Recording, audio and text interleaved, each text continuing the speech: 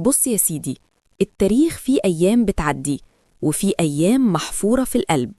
والنهاردة هحكيلك عن اليوم اللي مصر شالت فيه شيلك الأمة كلها. لما الدنيا كلها ضلمت والشعوب استسلمت والمدن العظيمة بقت رماد، كانت مصر هي القشة اللي اتعلق بيها الغريق. بس الحقيقة إن مصر ما كانتش قشة، دي كانت الصخرة اللي اتطحنت عليها أحلام التتار. مصر مش بس دفعت عن حدودها، مصر في اللحظة دي كانت عمود الخيمة للأمة الإسلامية كلها. لو انكسر الخيمة كلها كانت هتقع وما كانش هيقوم لها قومة تاني.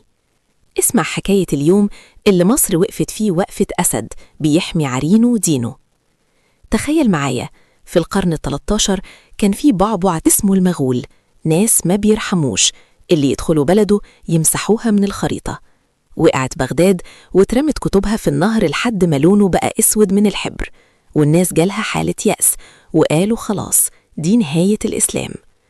الشام وقعت والسكينة وصلت لرقبة الأمة ومفضلش غير مصر. هولاكو بعت رسالة لمصر كلها تهديد ووعيد وكلام فارغ.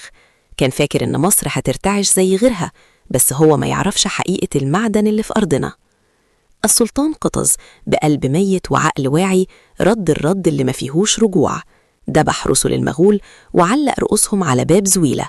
دي ما كانتش مجرد رسالة، ده كان إعلان إن مصر هي خط النهاية لأي حد بيفكر يدوس على طرفنا. وفي يوم 25 رمضان والناس صايمة والقلوب في الحناجر، اتقابل الجيشين في عين جالوت. المغول نازلين بكل تقلهم، والمماليك بقيادة قطز وبيبرس عاملين كماشة للتاريخ. وفي لحظة الحرب كانت هتميل للمغول. قطز قلع خوذته ورمى هبته ورا ظهره وصرخ بأعلى صوت هز الجبال: وإسلاماه وإسلاماه. الصرخة دي كانت الكهرباء اللي مشيت في عروق العساكر. المصريين قلبوا الطاولة، والمغول اللي العالم كله كان بيخاف منهم شبعوا موت وهزيمة وطاروا يجروا لأول مرة في تاريخهم. وليه بنقول مصر أنقذت الإسلام؟